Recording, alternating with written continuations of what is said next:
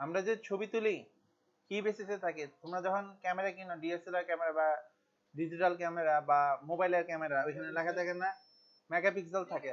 Megapixel তো ওইটা রেন্ডারে চলে গেল। আরেকটা জিনিস থাকে লেন্স, লেখা থাকে না কত মিলিমিটার লেন্স।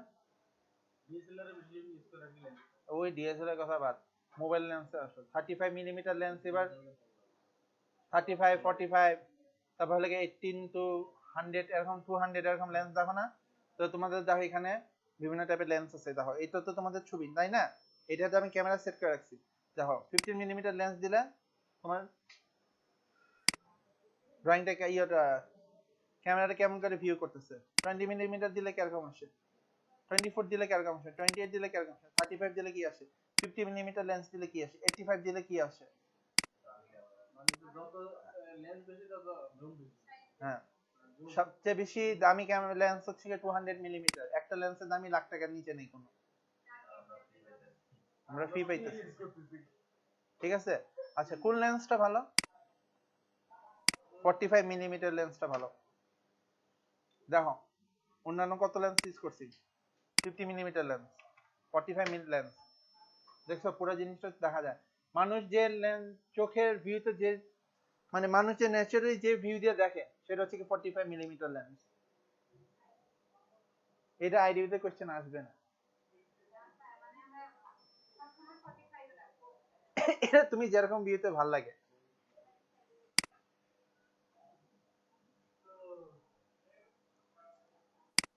তারপরে দেখো এখানে আমার দেখো ক্যামেরার চারপাশে একটা বর্ডার চলে আসছে, দেখছো হলুদ বর্ডার তোমাদের আসছে, কারো এরকম আসে নাই। আচ্ছা তোমরা যখন ছবি তুলো, ঠিক আছে, ছবি তোলার পর মনে করো আমি হারুনের ছবি তুলতেছি, আমি হারুনের ফোকাস করছি, কিন্তু আশেপাশে আমি কিন্তু আশরাফের ফোকাস করিনি, মাসুমের করিনি। তাহলে হারুনের দেখলে আমি কারে দেখবো? হারুনের পাপিয়ারও দেখবো। আশেপাশে লোক কাটা। এই যে ফ্রেমটা আমার দিচ্ছে, এই ফ্রেমটা হচ্ছে কি সেই ফ্রেম যেটার মধ্যে যতটুকু পর্যন্ত আমার ছবিটা দেখা যাচ্ছে এই ফ্রেমের মধ্যে আসবে। এই ফ্রেমটা তোমরা কিভাবে আনবা দেখো, ক্যামেরা একদম নিচের দিকে দেখো, শো সেভ ফ্রেম, এটা কন্ট্রোল শিফট এফ লিখে রাখো।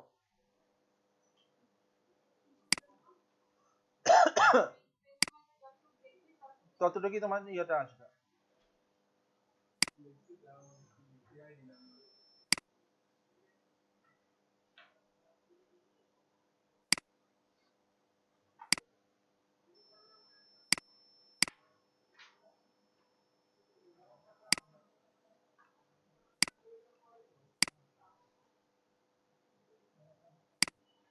দেখো এখানে আমার পার্সপেক্টিভ ভিউতে কয়টা ঘর আছে?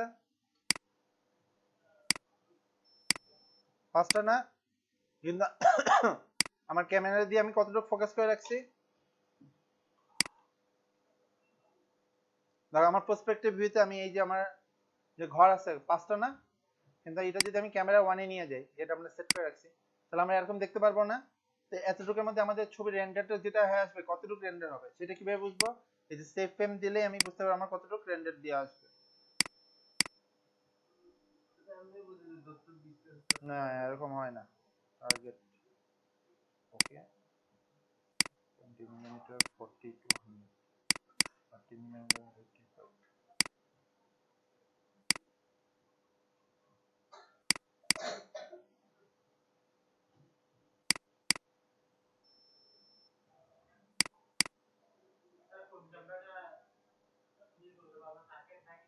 এটা তুমি রেন্ডার দিয়ে বুঝতে হবে, তবে টার্গেট দিলে সুবিধা, ইচ্ছা মতন বোঝা যায়। যখন আমি রেন্ডার দিলাম, দেখো আমি যতটুকু আমার দেখাচ্ছে ইয়েলো কালারটা, সেই ফ্রেমটা আমার যতটুকু দেখাচ্ছে আমার রেন্ডারটা ঠিক ততটুকুই আসছে। বুঝতে পারছো জিনিসটা? যতটুকু আমার সেই ফ্রেমটা দেখাচ্ছে রেন্ডার টাইম আর ঠিক ততটুকুই আসছে।